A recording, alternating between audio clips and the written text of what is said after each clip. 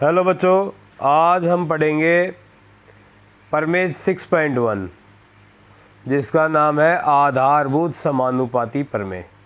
इसे हम थेल्स प्रमेय के नाम से भी जानते हैं बच्चों। कौन सी प्रमेय?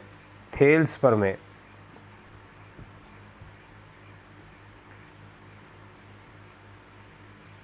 तो बच्चों इसे हम थेल्स प्रमेय के नाम से भी जानते हैं। थेल्स प्रमेय बोल दो आप, या आधारभूत समानुपाती प्रमेय के कहते, एक ही बात है। या इस कथन के माध्यम से अपन इसको सिद्ध करेंगे। कथन भी आ सकता है बच्चों, सीधा लिख के भी आ सकता है कि आधारभूत समानुपाती प्रमेय को सिद्ध करो। ये आ सकता है थेल्स प्रमेय को सिद्ध करो या प्रूव करो। तो कथन क्या है बच्चों इसका? यदि किसी त्रिभुज की एक भुजा के समानांतर अन्य दो भुजाओं को भिन्न बिंदुओं पर प्रतिच्छेद करने के लिए एक रेखा खींची जाए। क्या कह रहा है बच्चों? मैं समझाता हूँ आपको एक बार। बच्चों ये त्रिभुज दी हुई है, ये त्रिभुज दी हुई है। तो किसी त्रिभुज की एक भुजा के समानांतर हमने इस भुजा के जो ये BC भुजा दी हुई है, इस BC भुजा के समानांतर हमने क्या किया है? एक DE रेखा खींची है। ठीक है बच्चों, इसके समानांतर हमने किसको खींचा है? किसी त्रिभुज की भुजा के समानांतर अन्य दो भुजाओं को भिन्न भिन्न बिंदुओं पर प्रतिच्छेद करने के लिए एक रेखा खींची जाए। तो इन दो भुजाओं को क्या कर रही है? D बिंदु पर और E बिंदु पर क्या कर रही है? भिन्न भिन्न बिंदुओं पर, अलग अलग बिंदुओं पर। यानी कि AB भुजा को तो कहाँ पर? D बिंदु पर, AC भुजा को E बिंदु पर, दोनों को अलग अलग बिंदु हो गए पर प्रतिच्छेद कर रही है। तो ये जो रेखा खींची जा रही है, तो ये कह रहा है कि अन्य दो भुजाओं को एक ही अनुपात में विभाजित करेगी। अब जो ये दो भुजाएं हैं, ये वाली, इस भुजा के तो समानांतर है, ये BC के तो ये समानांतर है। बाकी जो दो भुजाएं हैं AB, जहाँ इसको D बिंदु पर प्रतिच्छेद कर रही है, AC जिसको ये कहाँ पर प्रतिच्छेद कर रही है बच्चों? E बिंदु पर प्रतिच्छेद कर रही है। तो कह रहा है कि ये जो DE भुजा है, DE है, ये इसको AB को और AC को एक ही अनुपात में बांटेगी। जैसे यहाँ D बिंदु आ गया तो एक भाग तो ये हो गया, एक भाग ये हो गया। एक भाग तो क्या हो गया? AD का, और एक भाग क्या हो गया? DB का। इसी तरह ये बिंदु भी इसको दो भागों में बांट रहा है। एक भाग हो गया AE का और एक भाग हो गया EC का। तो AD बटे DB, इसका जो अनुपात आएगा वही अनुपात क्या आएगा? AE और किसका आएगा? EC का आएगा। हमें ये सिद्ध करना है बच्चों। यानी कि ये 5 है, ये 3 हो गई, टोटल ये 8 थी, ये 5/3 हो गया। तो इधर वाला भी अनुपात क्या आएगा? 5/3 ही आएगा। दोनों अनुपात क्या आएंगे? समान आएंगे। ये हमें प्रूव करना है बच्चों। ये कह रहा है, क्या कह रहा है? एक बार दोबारा बता रहा हूँ मैं कि BC भुजा, ये दिया हुआ, यहाँ इसको समझाते समझाते बता देता हूँ। क्या दिया हुआ है? एक त्रिभुज है कि ABC है। पॉइंट हालांकि दिए हुए नहीं है, लेकिन अपने मान लिया ABC नाम की कोई त्रिभुज है। और BC के समानांतर क्या है? DE है। BC क्या है और DE क्या है? समानांतर। ये समानांतर का निशान होता है बच्चों। BC, इसको क्या पढ़ेंगे? BC समानांतर है DE। अब और DE जो रेखा है वो AB को तो D बिंदु पर और AC को E बिंदु पर क्या कर रही है? प्रतिच्छेद कर रही है। दोनों अलग अलग बिंदुओं पर प्रतिच्छेद कर रही है। यही अपनी उसमें कहा गया है। तो हमें सिद्ध क्या करना है कि ये जो D बिंदु और E बिंदु है, या DE रेखा जो ये है, ये इस रेखा को दो भागों में बांट रही है। एक से A से D तक, दूसरी D से B तक। पहली A से E तक इधर और E से C तक। तो ये अनुपात क्या होंगे, आपस में बराबर होंगे, AD अपॉन में DB और AE अपॉन में EC। तो बच्चों इसको DA अपॉन BD लिख दो तो भी कोई बड़ी बात नहीं है, E अपॉन CE लिख दो, कोई बात नहीं है, मैंने शुरू वाली एक्सरसाइज में बता दिया था। AD लाइन है, इसको DA भी लिखा जा सकता है, DB है, इसको BD भी लिखा जा सकता है, AE को EA भी लिखा जा सकता है और EC को CE भी लिखा जा सकता है। तो हमें ये सिद्ध करना है बच्चों, किसी भी थ्योरम को हल करने के लिए, प्रमेय को हल करने के लिए ये लगभग 4 स्टेप होती हैं। प्रश्न में क्या दिया हुआ है, हमें सिद्ध क्या करना है, फिर यदि अब आवश्यकता हो तो हमें क्या करनी पड़ेगी, रचना करनी पड़ेगी। क्या करनी पड़ेगी बच्चों, रचना करनी पड़ेगी। रचना में हमने इसमें क्या किया, सवाल में देखो,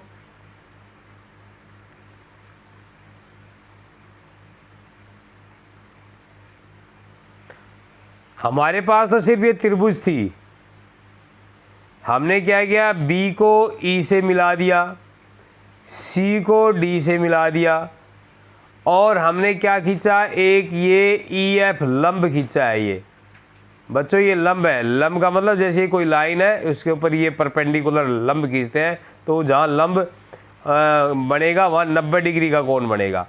और मैंने ये भी बताया था इस तरह का जो निशान होता है वो 90 डिग्री का कोण को बताता है। तो ये यहाँ पर 90 डिग्री बन रहा है।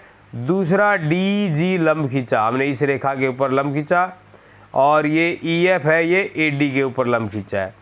EF तो किस पर खींचा है बच्चों, देखो BA पर। EF BA कह दो या AD कह दो, एक ही बात है क्योंकि AD भी उसी का एक हिस्सा है। इसी तरह DG, ये DG जो लंब खींचा है हमने ये वाला, ये किस पर खींचा है, AE पर कह दो या AC पर कह दो, एक ही बात है। तो हमने बच्चों ये लंब खींच लिया, ये रचनाएं की है, रचना की स्टेप है। इम्पोर्टेंट प्रमेय है, B को E से मिलाया है और C को D से मिलाया है। EF एक लंब खींचा है, AB पर कह दो या AD पर कह दो और DG है, ये भी एक लंब खींचा है, इसको AE पर कह दो या AC पर कह दो। बच्चों एक ही बात होती है। तो समझ में आ गया होगा। दिया हुआ हमारे पास क्या था, त्रिभुज दी हुई थी, DE समानांतर BC दिया हुआ था और ये D है AB को प्रतिच्छेद कर रहा है, या D जो रेखा है ये AB को कहाँ पर, D पर, और AC को E पर प्रतिच्छेद करती है। तो अब ये रचना से हमारा ये चित्र बन गया बच्चों, रचना के बाद हमारा ये डायग्राम बन गया। अब क्या करेंगे हम, देखो क्या है, अब इसकी करेंगे उत्पत्ति बच्चों।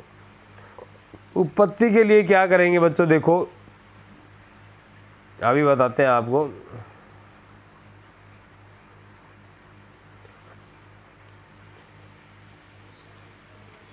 एक मिनट रुको, अपन ने ये लिखा है एरिया ऑफ त्रिभुज ADE, इसका मतलब है त्रिभुज ADE का क्षेत्रफल। इसको अपन हिंदी में पढ़ेंगे, क्या पढ़ेंगे, त्रिभुज ADE का क्षेत्रफल। ये है त्रिभुज ADE का क्षेत्रफल, ये है त्रिभुज BDE का क्षेत्रफल। AR का मतलब एरिया और एरिया को क्या कहते हैं, क्षेत्रफल। और त्रिभुज का जो क्षेत्रफल होता है वो बच्चों क्या होता है, 1/2 आधार गुणा में ऊंचाई, 1/2 आधार गुणा में ऊंचाई, तो 1/2 हो गया। ADE की बात करें, किसकी बात करें, ADE। तो देखो बच्चों ADE कहाँ है, ADE ये वाली त्रिभुज है। ये जो बड़ी वाली थी, ये जो त्रिभुज बन रही है बच्चों, इसके साथ अपन एक बार ये वाली त्रिभुज ले लेंगे, ये वाली, और इसी एक बार इस त्रिभुजी के साथ ही ये वाली त्रिभुज ले लेंगे अपन। ये जो हमारा चित्र बना हुआ है, तो एक बार इस त्रिभुज के साथ ये वाली त्रिभुज ले लेंगे हम, ये वाली, इन दोनों त्रिभुजों को लेंगे बच्चों। तो ये त्रिभुज तो है ADE और ये है DBE या EDB, जो भी नाम है, D अपन ने नया नाम दिया है, क्या नाम दिया है, BDE। तो इन दोनों के लिए हमने एक ही फॉर्मूला लगाया, 1/2 आधार गुणा में ऊंचाई। अब जब यहाँ अपन जब ये वाली भुजा ले रहे हैं, ये वाली त्रिभुज ले रहे हैं, और इसके साथ जब ये वाली ले रहे हैं, तो हमें ये आधार लेके आधार इसका ये वाला लेना पड़ेगा। कौन सा? AD। आधार क्या लेना पड़ेगा? AD। और AD जब आधार है तो इस त्रिभुज की ऊंचाई क्या होगी? ये वाली होगी, ये लंब वाला है ये EF। ध्यान रखना बच्चों, जब आप ये आधार लेंगे, इसके साथ अपन जब इसको लेंगे तो आधार आपको ये लेना पड़ेगा, और इसकी जो ऊंचाई है ये वाली है, EF है। तो 1/2 आधार क्या हो गया? A से लेकर D तक का, क्योंकि ADE त्रिभुज ले रहे हैं अपन। तो इस आधार के कारण हमारी जो ऊंचाई होगी वो EF होगी। क्या होगी? EF होगी बच्चों। तो हमने यहाँ पर ये निकाल दिया कि त्रिभुज ADE का क्षेत्रफल 1/2 AD गुणा में EF हो गया बच्चों।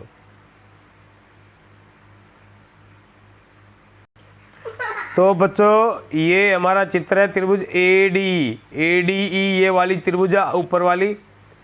अब इसको जब अपन लेंगे ये वाली, तो इसके अंदर आधार हमने AD लिया है, तो उसकी ऊंचाई ये EF होगी बच्चों। अब हमने दूसरा लिया है BDE ये वाली। अब बच्चों इसमें क्या नाम है? आधार ये BD होगा और इसकी ऊंचाई भी EF होगी। क्यों होगी बच्चों? क्योंकि ये इस तरह की त्रिभुज है। देखो किस तरह की है, इस तरह की है, इस तरह की त्रिभुज है। तो इसका जब इस यहाँ इस शीर्ष से जब लंब डालेंगे तो ये होगा, और ये लंब यहाँ आएगा।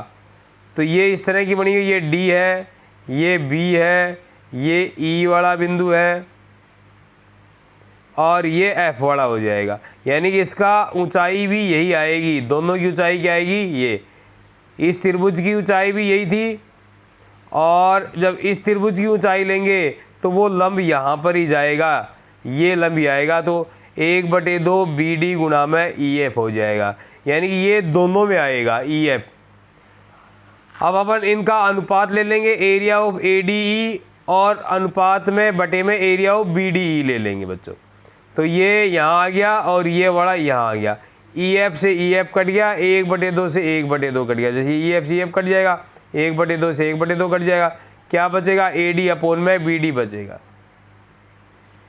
अब बच्चों हमने एक बार इस त्रिभुज के साथ ADE के साथ ये ले लिया, और जब ये वाला लिया है तो आधार अपन ने ये लिया है, ऊंचाई ये ली है। अब अपन ADE के साथ ये वाली त्रिभुज लेंगे, ये वाली समझ गए बच्चों? ये DEC या CED ये वाली त्रिभुज लेंगे, और जब इसको जब अब लेंगे अपन इसके लिए, अब ये आधार लेंगे AE आधार लेंगे, तो उसकी ऊंचाई ये वाली होगी। ठीक है बच्चों? क्या होगी? DG ऊंचाई होगी। जब ये अब ये आधार लेंगे, त्रिभुज वही है, आधार बदल गया तो ऊंचाई भी बदल गई। और जब इस त्रिभुज को लेंगे, इसके लिए वही ये आधार लेंगे, यहाँ से लेकर यहाँ तक का आधार लेंगे EC, और इसकी ऊंचाई भी क्या होगी? DG होगी। उसी की तरह ही तिरछी वाली ये जो बना हुआ है ना, इस तरह से बना हुआ है, वो भी तिरछा है। तो अब अपन त्रिभुज AD ये तो वही दोबारा आ गई, लेकिन इसके अंदर आधार बदल गया, तो इसकी ऊंचाई भी बदल गई। आधार ये वाला हो गया, AE वाला हो गया, AE जो है यहाँ ये वाला हो गया, तो ये ऊंचाई ये वाली हो गई, ये वाली। तो एरिया ऑफ CED, अब CED कहाँ है हमारी? देखो यहाँ है, इसमें नहीं दिख रहा तो इसमें दिखा देता हूँ। ये वाली, और ये तिरछी है तो ये वाली ऊंचाई आएगी इसकी। ये किस तरह से बनी हुई है बच्चों? ये इस तरह से बनी हुई है यो। तो इसकी ऊंचाई ये यहाँ पर आगे इसको बढ़ाएंगे जब आ जाएगी, तो ये इस तरह से बनी हुई, इसकी ऊंचाई ये आएगी बच्चों DG, और आधार क्या आ जाएगा? EC। तो 1/2 EC गुणा में DG, 1/2 EC गुणा में DG बच्चों यहाँ पर ये आ जाएगा, 1/2 EC गुणा में DG आ गया। अब वही, अब इन दोनों का क्या लेंगे? अनुपात लेंगे। तो ये डी से डी कट जाएगा, 1/2 से 1/2 कट गया यहाँ पर, ए ई अपॉन ई सी आ गया, ए ई अपॉन ई सी आ गया बच्चों, ये समीकरण नंबर 2 आ गया। अब समीकरण 1 और 2 से अपन क्या निकालेंगे, देखो बच्चों क्या निकालेंगे, यहाँ ए डी ई त्रिभुज है, यहाँ भी ए डी है, ऊपर वाला तो बराबर है, यहाँ त्रिभुज बी डी ई है, यहाँ त्रिभुज सी ई डी है, तो क्या होगा बच्चों, बी डी ई कौन सी है, ये वाली बी डी ई है, एक मिनट रुको, ये वाली त्रिभुज क्या है बच्चों, बी डी ई वाली ये वाली है, और सी डी ई या ई सी डी है वो कौन सी है, ये वाली है। ये दो त्रिभुजें हैं बच्चों।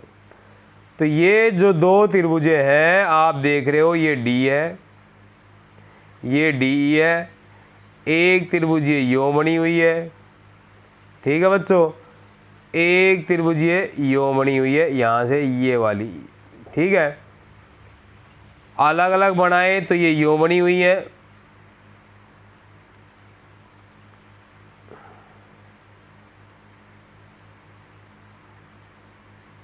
ये क्या है डी, ये क्या है ई, और ये क्या है बी, और अलग अलग बनाए तो यो बनी हुई है,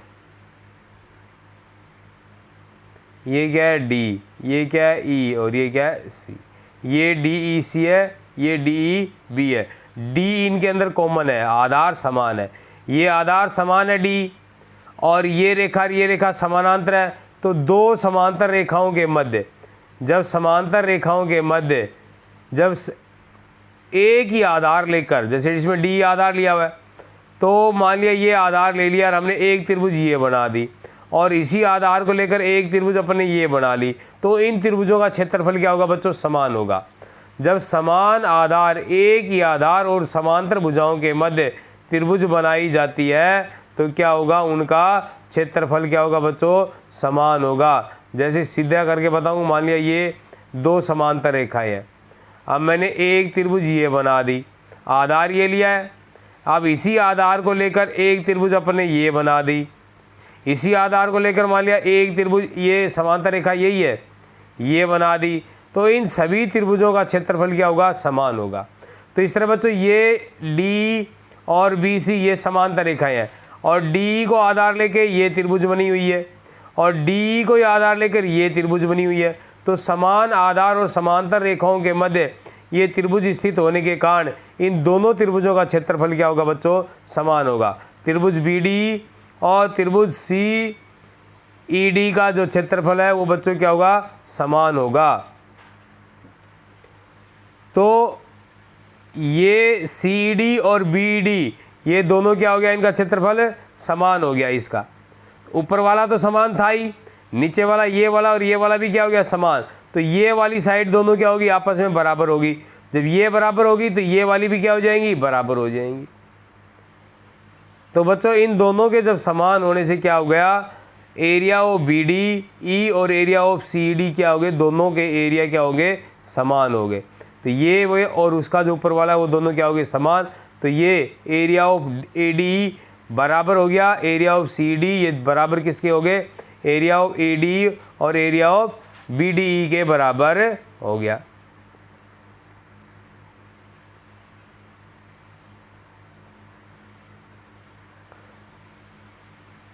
इसमें क्या अंतर था, सिर्फ इसका अंतर था नीचे वाले का, और ये हमने बराबर कर दिया। ये बराबर कर दिया तो ये बात और ये बात बराबर होगी। ये जब दोनों बराबर हो गए तो मतलब ये भी दोनों आपस में क्या हो गए, बराबर हो गए। यानी कि क्या आ गया, इन दोनों से रिजल्ट क्या आएगा बच्चों, A D upon B D बराबर ए ई अपॉन में ई सी आ गया। ये हमें प्रूव करना था। शॉर्ट में एक बार फिर बता देता हूं बच्चों में,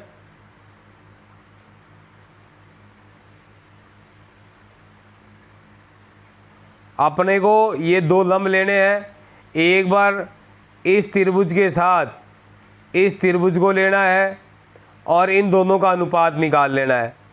इस त्रिभुज को लेंगे तो आधार ये हो गया, ये उसकी ऊंचाई हो गई, और इस त्रिभुज को लेंगे तो आधार ये हो गया और ऊंचाई यही रहेगी, दोनों में ऊंचाई यही रहेगी।